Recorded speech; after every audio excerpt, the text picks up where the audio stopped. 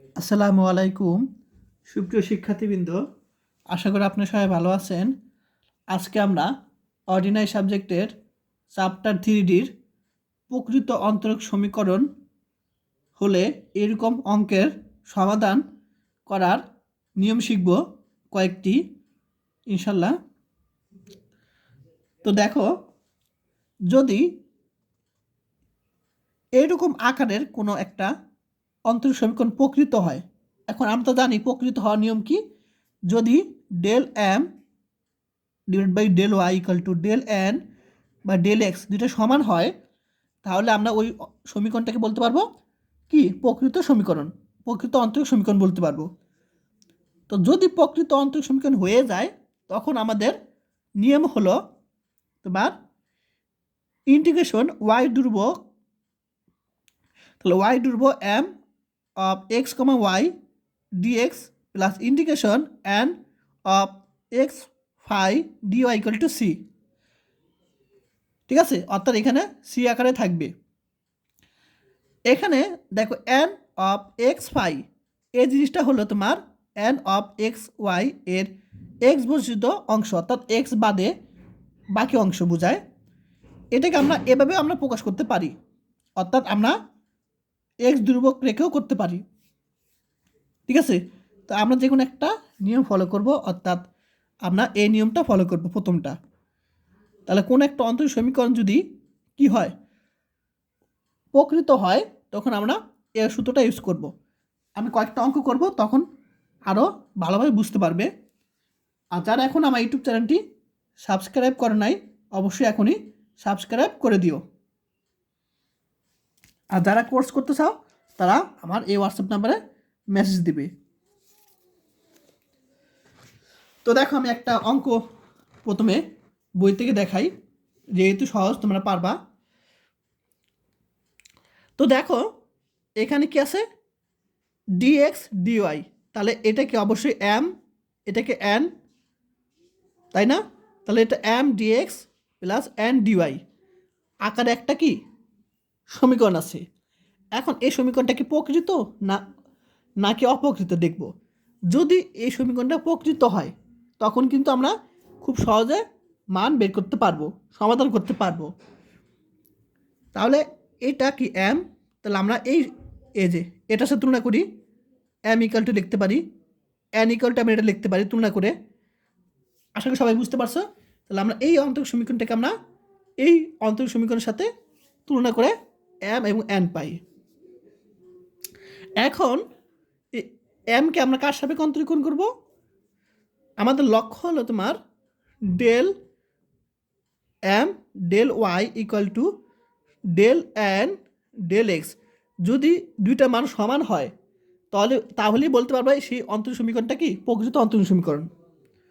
তাহলে আমরা এমকে ওয়াই সাপেক্ষে করব, তাহলে এটাকে আমরা ওয়াই সাপেক্ষে অন্তরীকরণ করব। তো এই জিনিসটাকে আমরা যদি ওয়াই সাপেক্ষে অন্তরীকরণ করি, তাহলে কী পাবো? 3x² পাবো। এটা সিম্পল জিনিস, আমরা অন্তরীকরণ পারি, আগে ক্যালকুলাস শিখে আসছি। তাহলে এটাকে যদি আমরা ওয়াই সাপেক্ষে করি, 3y² পাবো। আর এখানে তাহলে কী হবে? ওয়াই যুক্ত অংশ নাই, তাহলে এটা দুর্বক, অর্থাৎ এটাকে শূন্য ধরবো। বা আবার এখানে এটাকে আমরা কি করব? এক্সের সাপেক্ষে আমরা অন্তরীকরণ করব। তাহলে এটাকে এক্সের সাপেক্ষে অন্তরীকরণ করলে কী পাবো? 3x², অর্থাৎ এটার মান পাবো কি M N del M by del Y. এটা মান পাবো হলো আমরা 3x² ওয়াই সাপেক্ষে করলে এমকে, এবং এটাকে আমরা যদি এক্সের সাপেক্ষে করি, এটাকে এক্সের সাপেক্ষে অন্তরীকরণ করি, কী পাবো? 3x² পাবো। আর এটাকে যদি অন্তরীকরণ করি এক্সের সাপেক্ষে, তখন 0 হবে, কারণ এটা তখন দুর্বক হিসাবে বিবেচনা হবে। ঠিক আছে, তাহলে এইটার মান আর এটার মান দুইটা সেম, 3x²।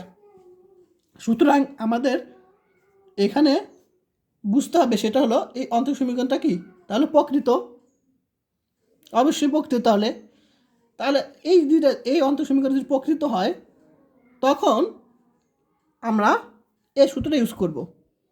ঠিক আছে, ইন্টিগ্রেশন ওয়াই ধ্রুব M D X plus integration N of X by D Y. এখানে এম এর মানটা বসিয়ে দেবো এখানে আমরা, ঠিক আছে, ডিএক্স। আর এটা দ্বারা কি বোঝায়, এটা দ্বারা বোঝায় এখানে এক্স বর্জিত অংশ। তাহলে এখানে আমরা এক্স বর্জিত অংশ কোনটা বলো তো, এটা, এই অংশটা বাদ, তখন শুধু 2y থাকবে, দেখো 2y dy থাকবে। অর্থাৎ এক্স যুক্ত এখানে মনে কর 3 থাকলো, বা এখানে মনে কর থাকলো হলো 3x, এরকম মনে কর থাকলো, পরীক্ষায় আসলো, তখন আমরা এই পুরোটাই বাদ দিব, অর্থাৎ এক্স যুক্ত অংশ পুরোটাই তখন বাদ হবে, শুধু ওয়াই যুক্ত অংশ থাকবে এখানে। তারপর সিম্পল জিনিস, আমরা কি করব, এই ওয়াইটাকে আমরা ধ্রুব হিসেবে বিবেচনা করব। দেখো তাহলে আমরা এখানে কিন্তু তোমাদের প্রশ্ন আসতে পারে যে এক্সকে আমরা যদি অন্তরীকরণ করি কীভাবে শূন্য হয়, এটা আসতে পারে। কিন্তু এই যে অঙ্ক, এই যে তোমার অর্ডিনারিতে আমরা যে চ্যাপ্টার 3D, এগুলোতে আমরা এক্স কি ধ্রুব হিসেবে বিবেচনা করবো, মানে অপরটা ওয়াই সাপেক্ষে যদি আমরা অন্তরীকরণ করি, তার অপর জিনিসটা আমরা ধ্রুবকটা ধরবো, অর্থাৎ এক্স তখন ধ্রুবে বিবেচনা করব। আবার এখানে এক্সের সাপেক্ষে যদি আমরা যদি অন্তরীকরণ করি, তাহলে ওয়াইটা আমরা ধ্রুবে বিবেচনা করব, আর ধ্রুবকে যদি অন্তরীকরণ করি শূন্য হবে। আচ্ছা, তাহলে এই ওয়াইটা আমরা ধ্রুবক হিসাবে ধরবো, ওয়াইটা রেখে দিলাম এখানে। এখন এটা আমি তোমার ইন্টিগ্রেশনটা করে দিই খাতায়।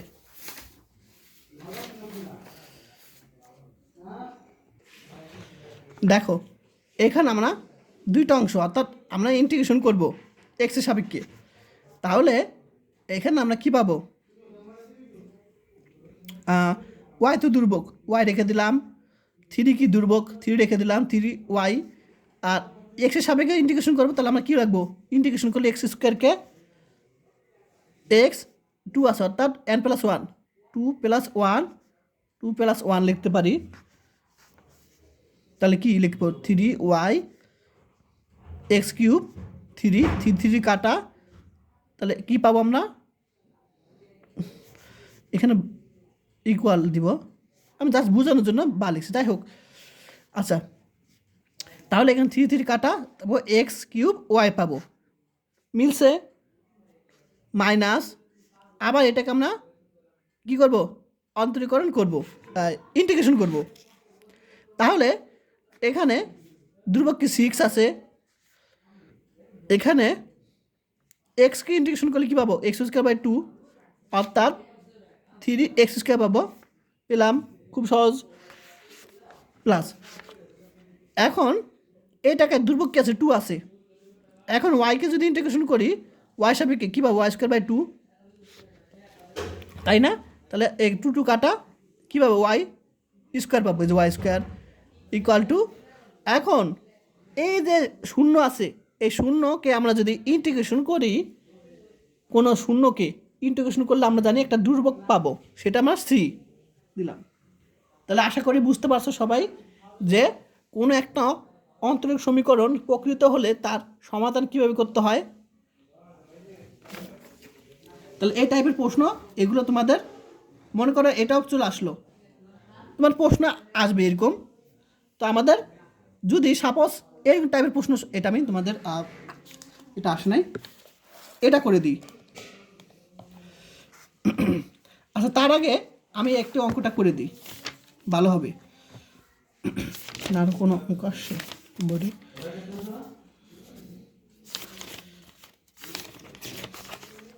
আচ্ছা দেখো এই অঙ্কটা দেখো, এখন এই যে অঙ্ক একটা বলছে, এটা সমাধান করতে বলছে, এই আকারের। তো এখন আমাদের লক্ষ্য কি, M D X plus N D Y আকারে আনতে হবে, ইকুয়াল 0, তাই না? তাহলে আমরা কি করব, এই জিনিসটাকে এরকম আকারে আনবো, অর্থাৎ ডিএক্স অংশটা সামনে পজিটিভ রাখবো, অবশ্যই যা আছে তাই। তাহলে এটাকে আমরা লিখব 6x মাইনাস 2y, মনে করো প্লাস 3 আছে, এরকম মনে করো আছে, ডিএক্স। তারপর আমরা রাখতে হবে কি কি ওয়াই অংশ রাখতে হবে, অর্থাৎ এই অংশটা আমরা এবার নিয়ে যাব, তাহলে মাইনাস তাহলে এখানে কি ইকুয়াল 0 হবে, এখানে 0 হবে, যেহেতু আমরা এই অংশটা এবার নিয়ে যাব। তো মাইনাস মনে করো 2y plus 3x minus Y না, এখানে এক্স 3y কত 6 dy লিখতে পারি। তাহলে আমরা জাস্ট এরকম আঁকায় নিয়ে আসলাম, অর্থাৎ dx প্রথমে রাখবো, তারপর এখানে dy রাখবো। এখন এখানে আছে মাইনাস, তাহলে এটাকে প্লাস আনবো, ইকুয়াল 0। আচ্ছা, এটা আমরা এই পাশে নিয়ে কাজ করি।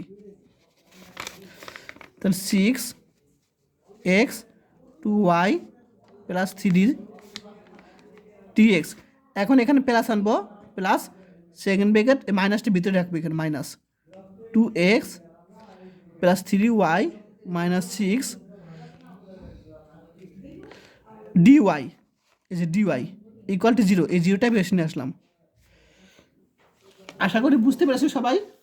এখন কিন্তু আমাদের M D X plus N D Y আকারে চলে আসছে, ঠিক আছে। তাহলে আনার পর আমাদের এখানে যে মাইনাস রাখা যাবে না এখানে, তো আমরা কি করব, মাইনাস রাখা না রাখা এটা কেমন ফ্যাক্ট না। তাহলে এটা হলো এম, এটা হলো এন, ঠিক আছে। আমার এটার সাথে তুলনা করলে এম আর এন, তাহলে এম কে যদি মনে করো এখানে 7 আছে মাইনাস, আচ্ছা বই থেকে বুঝিয়ে দিই। তাহলে এটা হলো তোমার কি এম, আর এখানে আমরা কি করব, এন আকারে নিয়ে আসবো, অর্থাৎ এরকম আকারে নিয়ে আসবো, এটা এন ধরবো, তারপর আমরা কাজ করব, ঠিক আছে। তারপর দেখবে এরকম আকার চলে আসবে, তোমরা বাসা করবা। তারপর এটাকে যদি আমরা কি করি, আরেকটা বিষয় হলো এখানে, যাই হোক আগেরটার মতোই আমরা জাস্ট ক্যালকুলেশন করব, বের করবো, দেখো দুইটা যদি সমান হয় তাহলে আমরা জাস্ট ওই সূত্র ইউজ করে দিব আমরা, ঠিক আছে। আশা করি সবাই বুঝতে পারছো কীভাবে আমরা সলিউশন করেছি। তো এই একটা প্রশ্ন দেখো, এটা আমি সলিউশন করবো এটা তোমার 21 সালে চলে আসছে, 2021 সালে চলে আসছে। এটা আমি সমাধান করবো এখন। তো সমাধান করো, সমাধান করো 2x y plus 1 dx plus 2y x minus 1 dy equal to 0, এরকম সমাধান করতে বলছে। তো আমরা প্রথম টেস্ট করব এটা কি তোমার প্রকৃত কিনা, ঠিক আছে। সলিউশন তো দেওয়া আছে,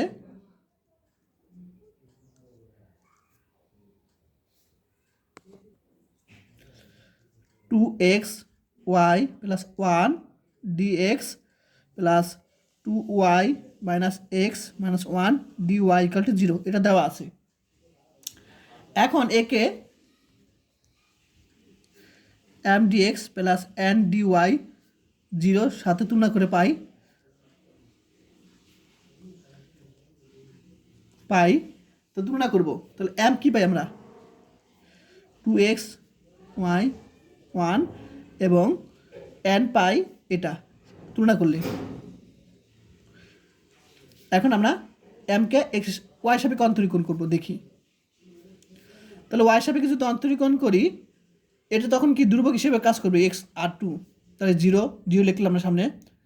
আর ওয়াই সাপেক্ষে এটাকে যদি অন্তরীকরণ করে -1 পাবো, আর এটাকে অন্তরীকরণ করলে 0। এখন এটাকে আমরা অন্তরীকরণ করবো এক্সের সাপেক্ষে, তখন আবার ওয়াইটা কি ধ্রুবক হিসেবে কাজ করবে। তাহলে এটা অন্তরীকরণ করলে 0, আর এক্সের সাপেক্ষে এটা অন্তরীকরণ করলে -1, এটাকে অন্তরীকরণ করলে 0। তো আশা করি সবাই বুঝতে পারছো যে যেহেতু লিখব, যেহেতু del M del Y equal to del N by del X দুইটা সমান, সুতরাং প্রদত্ত অন্তরীক সমীকরণটি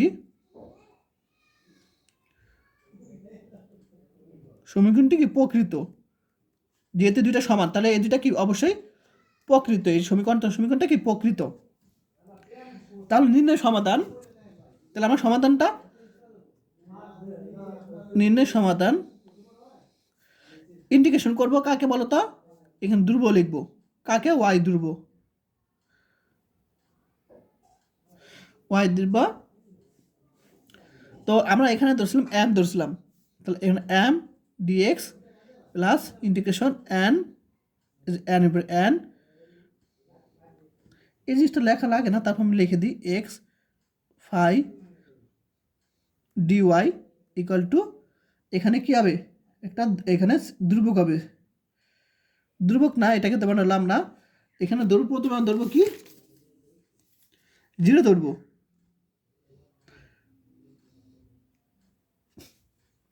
ঠিক আছে। আর ডাইরেক্ট এটাকে ইন্টিগ্রেশন করলে কি হবে, সি চলে আসে। আচ্ছা, এটাকে আমরা কি করব, এভাবে লিখবো, ঠিক আছে, এভাবে আমরা প্রথমে লিখে দিব। এখন এই যে এম এর মানটা বসায় দিব,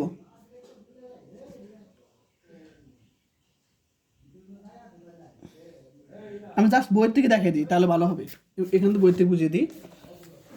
এই যেখানে এম আর M of x comma Y একই কথা, এম এর মান বসে দিলাম, আর এটা মানে কি বোঝায়, আমার এক্স বর্জিত অংশ এন এর, এনটা কোথায়, এই যে এন, এন এর এক্স বর্জিত অংশ অর্থাৎ এটুক বাদ, তারপর 2y-1 থাকবে, 2y-1 বসে দিব, এবার ডিএক্স। আর এখানে সি কেন, ও যে জিরোকে ডাইরেক্ট ইন্টিগ্রেশন করে কি সি পাবো ধ্রুবক, সেটা লিখে দিছি এখানে। আচ্ছা, তো এখানে সি তো বুঝতে পারছো। এখন এটাকে আমরা কি করব, এক্সের সাপেক্ষে ইন্টিগ্রেশন করব, তাই না। তাহলে এম এর মানটা এখানে আমরা 2x-y প্লাস 1 ডিএক্স প্লাস এখানে আমরা ওয়াই এক্স বর্জিত অংশ 2-1 ডিওয়াই ইকুয়াল টু সি লিখতে পারি, এখানে এক্স ফাই হবে নিচে, তাহলে এটা মানে কি বোঝায় যে এক্সের কি এক্স বর্জিত অংশ, তাহলে এটুক বাদ 2y-1 থাকবে এখানে। এখন এটাকে আমরা ইন্টিগ্রেশন করলে 2x কে ইন্টিগ্রেশন করলে কি পাবো, x²/2। আচ্ছা, এখানে এই জিনিসটা আশা করি সবাই বুঝতে পারছো। এখন এখানে তাহলে এখানে ধ্রুবক কি, মাইনাস ওয়াই ধ্রুব হিসেবে কাজ করতেছে, ওয়াই ধ্রুব, তাহলে ওয়াই রেখে দিলাম ধ্রুব। এখন এখানে কি আছে, তাহলে 1 আছে, তাহলে আমরা জানি এখানে যে 1 ডিএক্স মানে কি এক্স, তাই না, 1কে এক্স হিসাবে এই ইন্টিগ্রেশন করলে এই 1টা এটার সাথে গুণ করলে হয়ে যায় এক্স, তাহলে আমরা কি এক্স পাবো। তাহলে আমরা এই জিনিসটাকে ইন্টিগ্রেশন করি, -y-কে ইন্টিগ্রেশন করে আমরা এরকম পাবো, প্লাস আবার 1কে ইন্টিগ্রেশন করলে কি পাবো, আমরা এক্সই পাবো, কিন্তু এখানে মানে একটু, হ্যাঁ ঠিক আছে, এক্সই পাবো, প্লাস এখন 2 ধ্রুবক ওয়াইকে ইন্টিগ্রেশন করে কি পাবো, y² ওয়াই সাপেক্ষে 2 মাইনাস ওয়াইকে ইন্টিগ্রেশন করলে ওয়াই পাবো ইকুয়াল টু সি, এটা এখানে সি, 2 কাটা x², এখন ওয়াই এক্স প্লাস এক্স 2 কাটা অর্থাৎ plus y² minus Y equal to C লিখতে পারি। তা এটা কিন্তু তোমার সমাধান, ঠিক আছে, এটাই অ্যান্সার, দেখো এই যে এটাই হলো অ্যান্সার। আশা করি সবাই বুঝতে পারছো। তাহলে তোমাদের যদি পরীক্ষা এরকম আসে এবং যদি প্রকৃত অন্তরিক হয় তখন আমরা এই পদ্ধতিটা ফলো করব, ঠিক আছে। তাহলে এই টাইপের কোশ্চেন তোমরা তোমার সলিউশন করো, বাসায় করিও নিজেরা।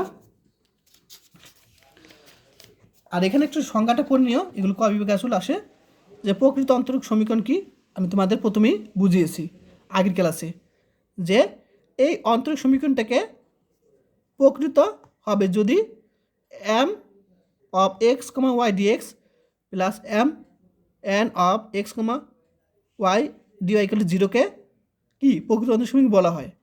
তাহলে এই জিনিসটা এভাবে না বলে আমরা বই থেকে বলি।